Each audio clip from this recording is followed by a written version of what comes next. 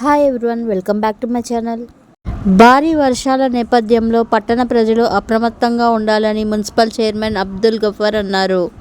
కనిగిరి పట్టణంలోని శివారు కొండ కింద దిగువ ప్రాంతమైన కాసిరెడ్డి కాలనీలో శుక్రవారం పర్యటించి అక్కడ నివసించే ప్రజలకు వర్షాల పట్ల అప్రమత్తంగా ఉండాలి అని, అలానే ఉరుములు మెరుపులు కారణంగా పిడుగు పడే అవకాశం ఉందని, ప్రజలు బయటికి రాకుండా ఉండాలి అని, తగు జాగ్రత్తలు పాటించాలి అని ఆయన తెలిపారు.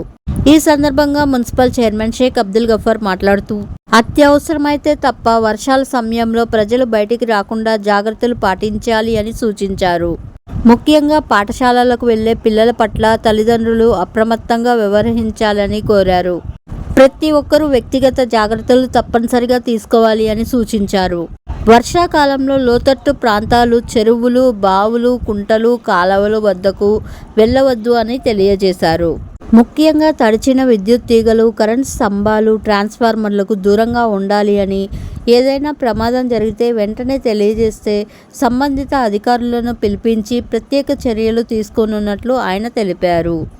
ముప్పు ప్రాంతాలలో ఉన్న ప్రజలు అప్రమత్తంగా ఉండాలి అని ఆయన తెలిపారు.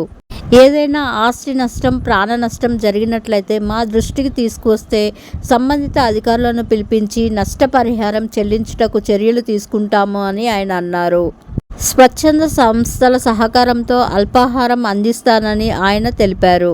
ఈ కార్యక్రమంలో good help foundation director Ramesh Babu, GS and GDK foundation coordinator Navakumar, స్థానిక నాయకులు అంజయ్య, మురళీకృష్ణ, శ్రీను, ప్రసాద్, మల్లయ్య, శివరాం, ప్రజలు తదితరులు పాల్గొన్నారు.